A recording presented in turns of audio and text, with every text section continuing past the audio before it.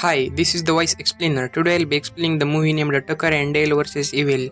The movie begins with a female reporter covering a murder case with her cameraman. Suddenly, a mysterious masked person attacks and kills them. Then the story goes back to 3 days earlier. A group of friends, including a boy named Chad and a girl named Allison, head into the forest for a camping trip. On the way, they meet two local men, Tucker and Dale, who are best friends. Tucker and Dale are from the mountains and live far away from the city.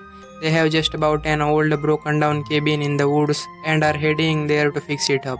The group of friends stops at a gas station and sees Tucker and Dale again. Dale is interested in Allison but is too shy to talk to her because she is from the city. His friend Tucker encourages him to go say hello. When Dale approaches her, he seems awkward and creepy to the group, so they get scared and quickly leave. Tucker and Dale continues on their way but are stopped by a police officer.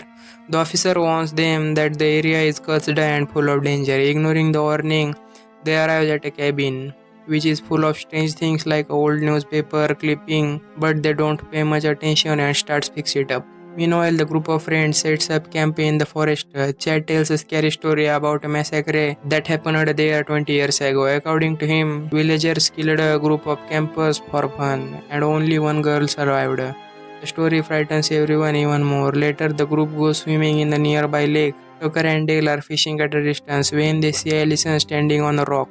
Allison notices them, gets scared and accidentally falls into the water. Tucker and Dale jump in to save her. They pull her out and take her to their boats. Allison's friend sees this afar and wrongly think Tucker and Dale are kidnapping her. Instead of helping, they run away in fear, not knowing what else to do. Tucker and Dale take the unconscious Allison to their cabin to care for her. The next day, Allison wakes up and sees Dale, which scares her at first. But soon she realizes that Tucker and Dale aren't bad people. They are actually kind and helpful. Meanwhile, Allison's friends are trying to figure out how to rescue her. Chad doesn't want to involve the police, but one of the friends decided to go and call them anyway. The rest of the group moves closer to Tucker and Dale's cabin and sends one of the guys to sneak inside and check things out. At the same time, Tucker is cutting down a tree with a chainsaw, not knowing there is a being in it. When he hits the hive, the bees warn him. Panicked, Tucker starts swinging the chainsaw around wildly to get rid of the bees. The friend sees him from a distance and thinks he is gone crazy and trying to attack them. They run into the forest and Tucker, still trying to escape the bees, runs in the same direction. One of the friends sees Tucker running behind him with chainsaw and thinking he is being chased. But Tucker just runs past him. Then the friend accidentally runs into the sharp tree branch and dies. The rest of the group finds his body and Chad tells them they must fight back and kill Tucker and Dale if they want to survive, believing the two men are murderers. Back at the cabin, Tucker returns with his face swollen from bee stings. He tells Allison that he saw her friends nearby. Allison wants to go out and find them, but Dale insists she stay and rest since she is still recovering. Dale and Tucker then go out themselves to look for her friends. The group hides when they see Tucker and Dale coming. Dale leaves a message for them saying, "Your friend is with us," but the group misinterprets it and thinks she has been kidnapped.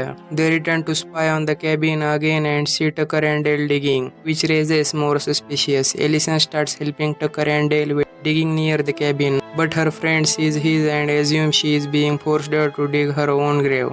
So they decided to attack one by one, but Allison's friend sneaks up on Dale with a wooden plank. But in the confusion, Allison is accidentally knocked out with a shovel. When her friend charges at Dale, Dale moves back, and the friend ends up accidentally impaling himself on the wooden plank and dies. Another friend tries to attack Tucker but slips and falls into the wood chipper, getting killed. Tucker tries to pull him out, but the others misunderstand and believe Tucker killed him on purpose. Tucker and Dale thinks that these friends must have come to forest to commit suicide one by one.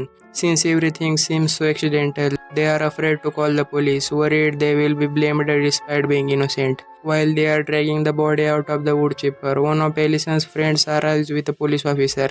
The group has told the police that Tucker and Dale are killing everyone. Tucker and Dale try to explain, but the officer doesn't believe them. When the officer checks inside the cabin, he leans on the broken post. The nail so straight into his head. He manages to get to his car but dies before he can send a message through the radio. The situation becomes even worse. One of the friends grabs the officer's gun but accidentally shoots himself because she doesn't know how to use it. Then Chad grabs the gun and almost kills Tucker and Dale, but they manage to escape back to their cabin. Chad captures their dog and threatens to kill it. Dale distracts him, giving Tucker a chance to rescue the dog, but Tucker is captured instead and taken into the forest, where Chad hangs him upside down and cuts off 2 of his fingers, sending him to Dale as a threat. Dale goes into the forest to rescue Tucker to manage find him. Meanwhile, Chad and a girl from the group go to the cabin to get Allison. Allison tries to explain to them that Tucker and Dale are good people who saved her life and never meant any harm. But her friends don't believe her and accuse her of supporting killers. At that moment, Tucker and Dale arrive at a cabin. Allison suggests they should talk all calmly. Dale and Chad begin to conversation. Chad reveals that the lone survivor of the Memorial Day massacre was his mother. He says his grandmother told him his father was killed by the villagers. As they speak, 2 of Allison's friends arrive. One mistakenly attacks his own friend while trying to strike Tucker. The cabin catches fire due to the stored fuel and one of friend burns to death. Tucker and Dale quickly escape with Allison just before the cabin explodes. They believe all their friends have died, but Chad, badly burned, survives and comes after them. As they try to flee, their car crashes into a tree. When Dale regains consciousness, Tucker tells him that Chad has taken Allison. With help from their dog, Dale tracks them down to an old sawmill. There, Chad has tied Allison up and is trying to force himself on her. Dale arrives and Chad starts to wood chipper, threatening Allison. Dale manages to save her and they escape to an upstairs room where they find an old newspaper. The article reveals that Chad's father was actually one of the killers from the Memorial Day massacre and he had attacked Chad's mother, not the villagers, so Chad himself in half villagers. But Chad refuses to believe it and tries to attack them again. Dale throws a substance at Chad that triggers his allergy.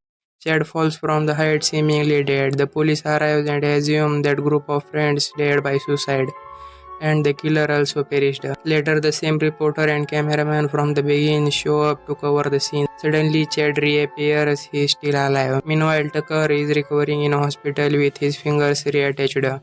Dale and Allison go on the peaceful walk and express their love, proposing to each other. The movie ends on a happy note. Thank you for watching.